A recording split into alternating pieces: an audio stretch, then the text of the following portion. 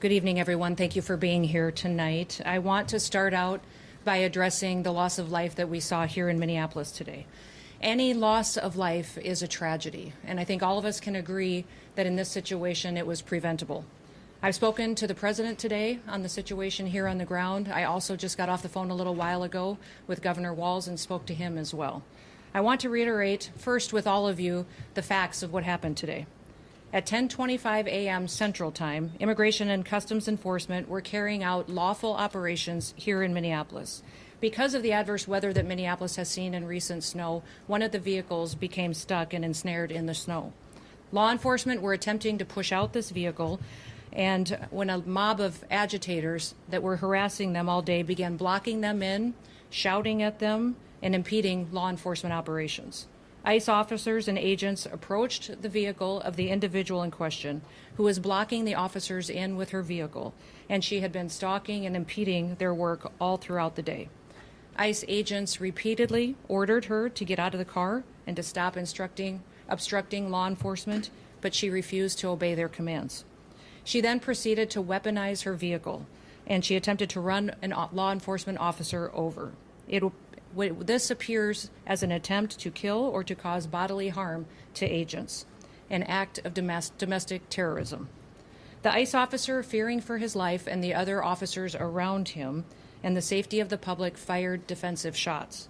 He used his training to save his own life and that of his colleagues.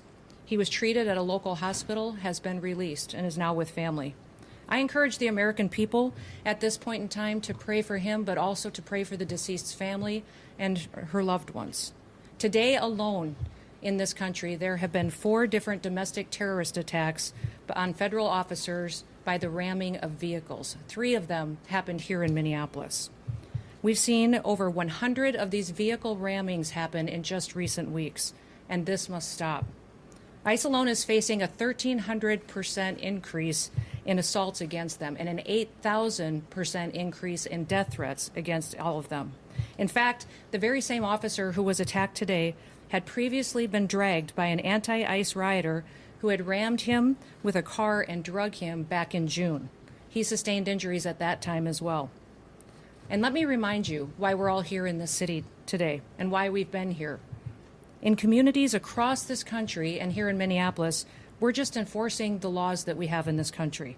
For years under President Biden, tens of millions of dangerous criminal illegal aliens, terrorists, and suspected terrorists were allowed to invade our country over our southern border.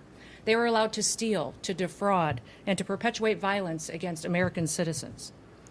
Regardless of who your mayor or who your governor is, President Trump promised every single American that he would make America safe again.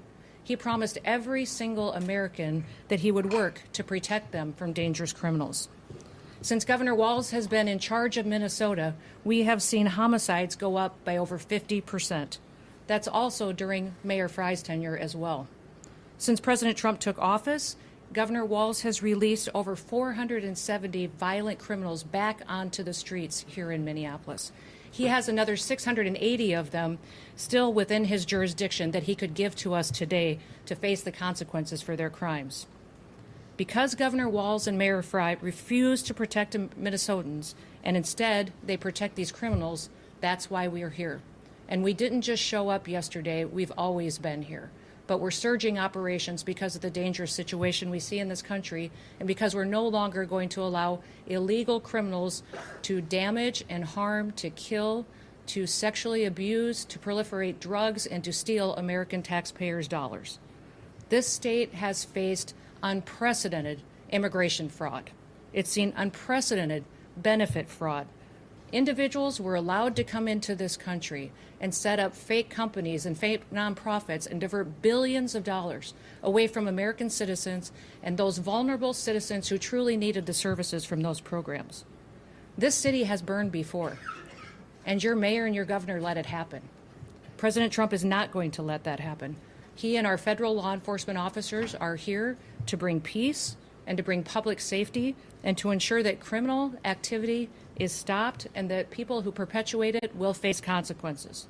Thank you for watching. Subscribe below and download our NewsNation app right now on your phone, and you will get fact-based, unbiased news for all Americans.